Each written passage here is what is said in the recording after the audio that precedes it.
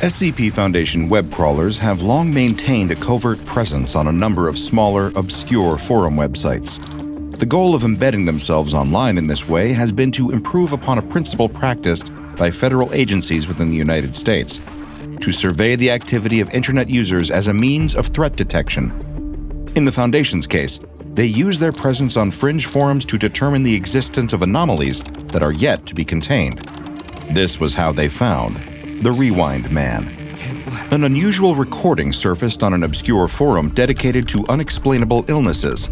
Amid thousands of unsettling posts, many filled with graphic, disturbing images, one thread stood out. It featured a single audio file, supposedly uploaded as evidence of the user's symptoms. At first, it seemed the audio had been reversed using audio editing software, but it hadn't. The rest of the post was indecipherable, mostly containing a jumble of letters that nobody could translate.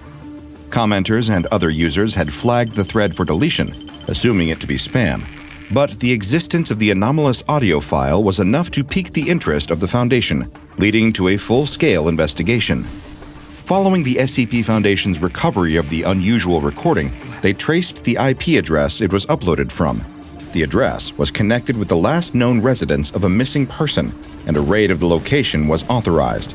An anomalous hazmat team was dispatched to an apartment in Stockport, England, where a 41-year-old male lived alone. It was surmised that whatever anomalous illness had been responsible for the unusual recording had been contracted by this missing resident. The condition of the apartment itself was generally untidy, determined to have been left in a state of disarray thanks partly to the anomalous condition and partly due to his untimely departure from his home. It was quickly proposed by the Foundation hazmat team that, given the nature of this illness, the man had been systematically untidying his home on a daily basis. Various articles of clothing and other everyday household items were scattered around the premises. In body camera footage later reviewed by the Foundation, research staff have remarked that the apartment resembles that of a chronic hoarder. However, according to interviews with the specimen himself and those he was known to, he has never displayed any hoarding tendencies throughout his life. Footage showed the hazmat team moving through the cramped confines of the small apartment, going from the narrow hallway into an adjacent kitchen. Like the rest of the residence, it was barely big enough for one person to fit in. Two members of the hazmat team were tasked with recording their findings within the kitchen, and both were noted as remarking they were glad to have been outfitted with rebreathers, but even their standard issue filtration apparatus wasn't enough to block out the kitchen's rancid smell. Most of the cupboards had been left empty. Instead, the plates, knives, and forks were scattered across every available surface in the kitchen, almost all of them appearing to have a variety of freshly prepared meals on top. There were plates that looked as though they had been made up ready for dinner, lunch, and even bowls of cereal, yet each one was untouched. Some had been left in such pristine, uneaten condition for so long that mold had set in, the faint sense of rotting food threatening to creep under the hazmat team's masks and down their throats. Throughout the apartments, there was very little evidence to indicate exactly how the subject contracted an anomalous infection. Remaining members of the Foundation's hazmat unit were instructed to gather any forensic materials that they could. It was hoped that anomalous pathology experts could determine both the cause of the infection and, crucially, whether or not it was contagious. Luckily, among the subject's personal effects was a tattered notebook, which appeared to have been used to track the rate of his infection. The initial entries didn't convey anything out of the ordinary. It seemed that prior to contracting his condition, the infectee used the notebook as a personal journal. Flicking through its pages, the hazmat team began to notice the occasional misspelling of words littered throughout. The further they read, words and sometimes even entire sentences had been spelled in reverse. Then letters written backwards, devolving into series of almost unrecognizable shapes. The infection seemed to have reached a point of such severity that after several frantic entries, the notebook became filled with line after line of the same repeated sentence. It wouldn't be until later, when the book was submitted into Foundation evidence and examined by an anomalous linguistics expert, that the repeated phrase was deciphered. Spelled backwards, each letter written in reverse, the subject had been writing, "The quick brown fox jumps over the lazy dog," over and over again. This was quickly identified as a common English language pangram, or a sentence containing every letter of the alphabet. While the phrase is commonly used to practice touch typing or testing out computer keyboards, it seemed that the infected subject had found a different application for it. Foundation psychoanalysts concurred that he was trying to will himself to write the sentence in a normal, decipherable way instead of in reverse. Yet, due to his infection, he was unable to. This notion was corroborated by further evidence the forensic team discovered within the apartment, in particular, a series of recordings saved on the memory card of a digital dictaphone. The subject seemed to have switched over to this method of chronicling his infection after filling the pages in the notebook. When the hazmat unit played the recordings from the device, they quickly determined that the audio had been reversed. However, there didn't seem to be a function on the dictaphone that allowed for this. When the MP3 files were examined by a Foundation-appointed sound technician, they could find no evidence that the recordings had been altered in any way. It appeared as if they had somehow been recorded in reverse. Playing the files backwards at one speed allowed Foundation researchers to hear the contents of each recording.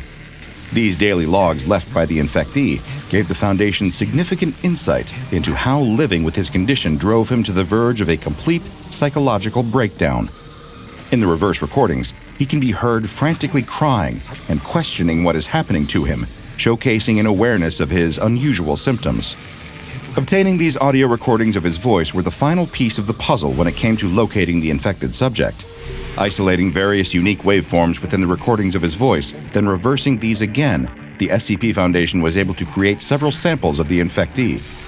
The Foundation's Public Surveillance Department was then tasked with monitoring waveforms of civilian voices picked up by any and all microphones.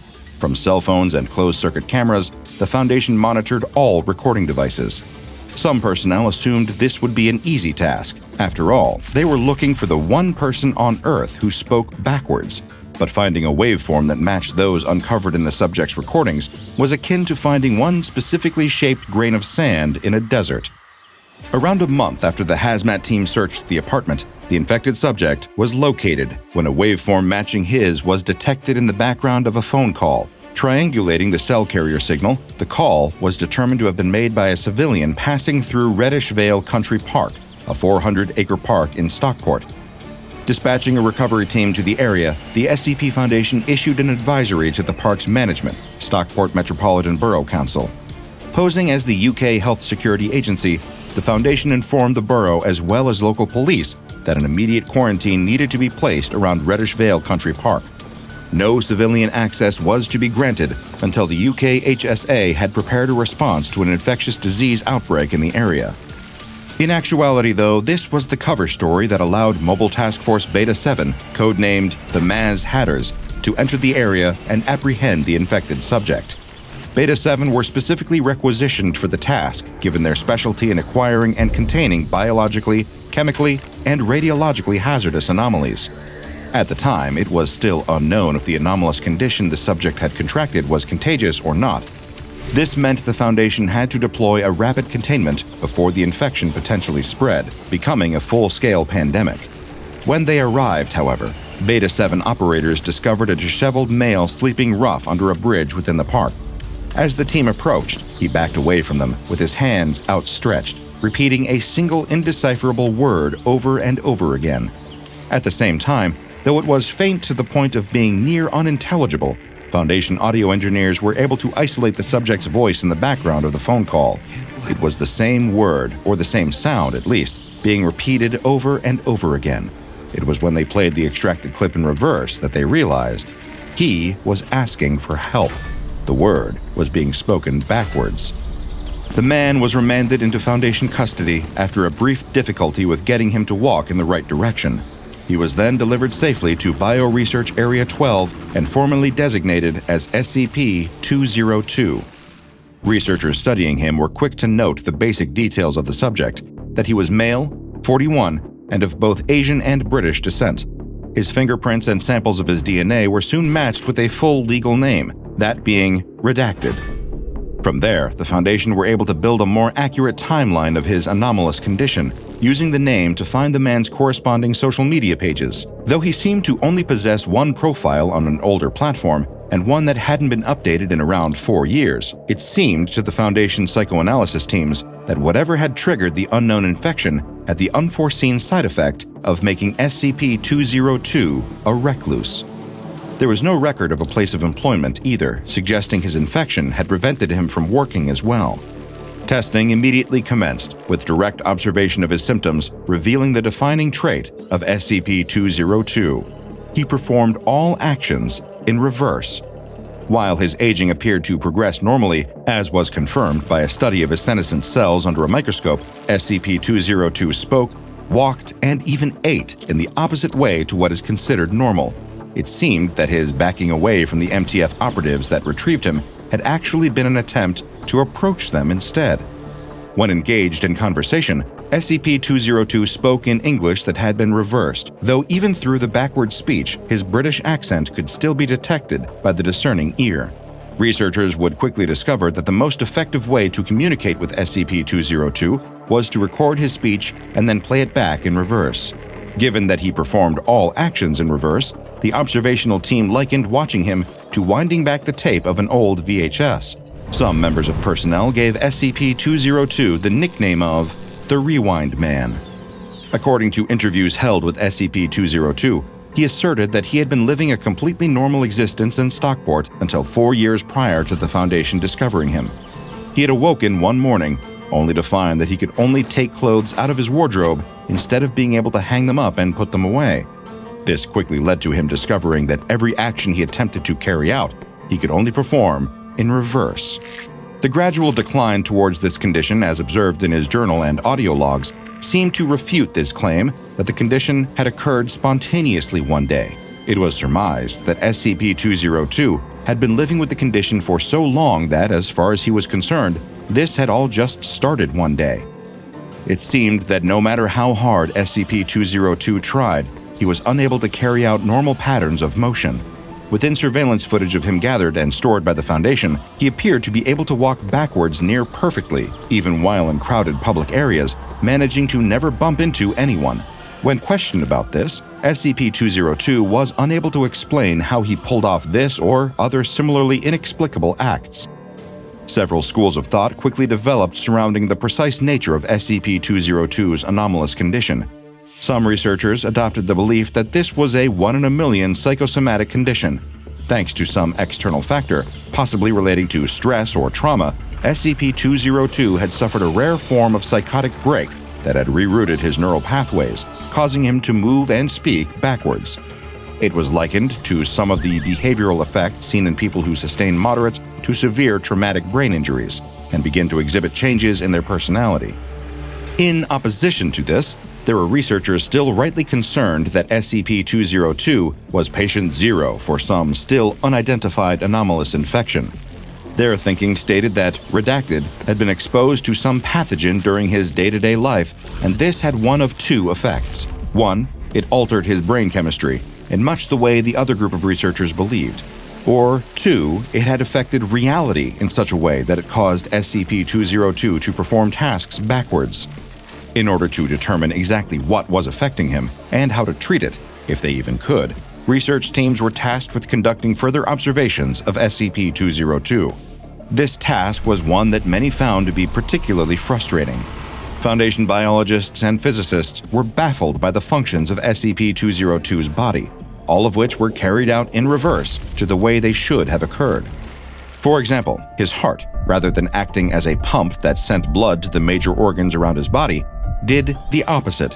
The chambers of SCP-202's heart acted as vacuums, pulling his blood away from organs, and instead causing it to travel through his veins towards his arteries as opposed to away.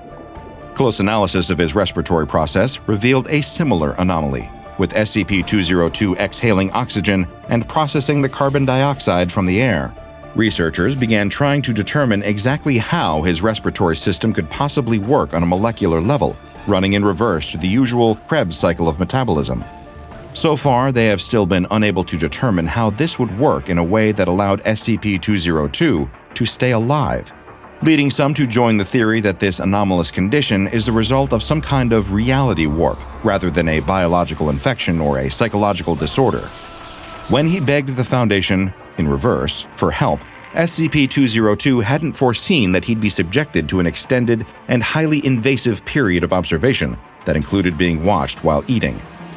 The subject's revered bodily functions simultaneously repulsed and fascinated the more eccentric members of the research team, in particular exactly how SCP-202 ingested food, or rather, didn't.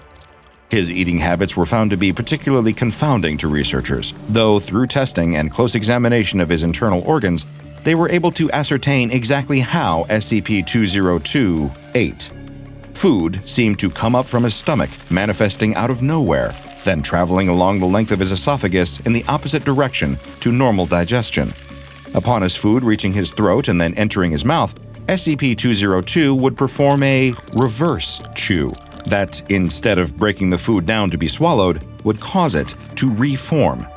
Researchers witnessed this firsthand in a mix of horror and amusement as SCP-202 ate a sandwich by regurgitating boluses of food that his reverse chew turned into portions of a sandwich.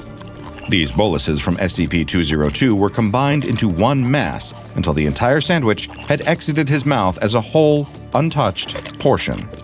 The entire process appeared to defy all understood laws of physics and defied any conventional human biology. Even anomalous anatomy couldn't account for the spontaneous appearance of the pre-digested food boluses. SCP-202 himself claimed to have no clue what he was about to eat until it manifested in his stomach. The reverse digestion process appeared to be the explanation for the numerous, seemingly uneaten dishes of food left strewn around SCP-202's apartment to go moldy.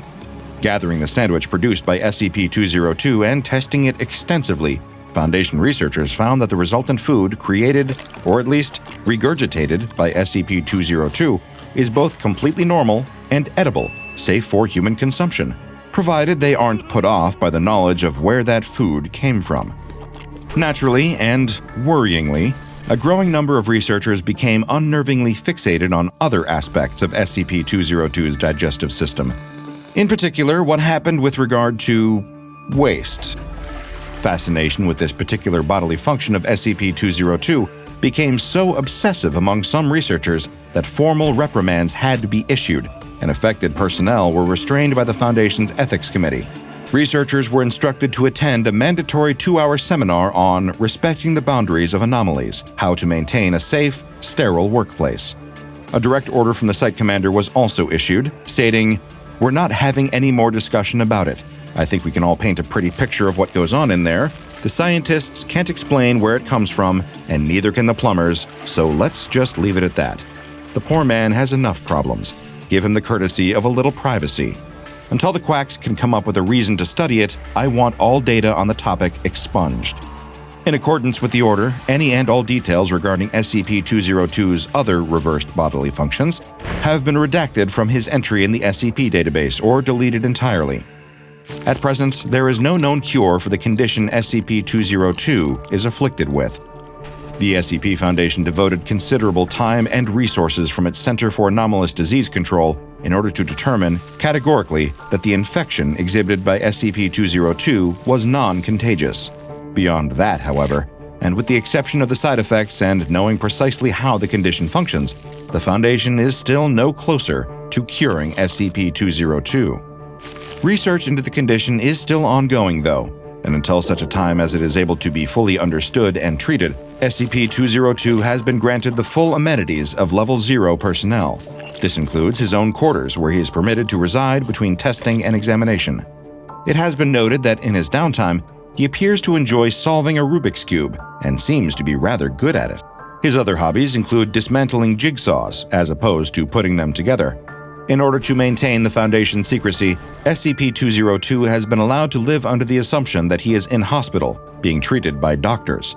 He remains unaware these are actually SCP Foundation researchers. In contrast to what some members of personnel believe about him, the Rewind Man does not think in reverse. He is also unable to foresee the future. Check out the DrBob Patreon and become a junior researcher today. Now go and watch another entry from the files of DrBob, like SCP-3052, Living Stick Figure.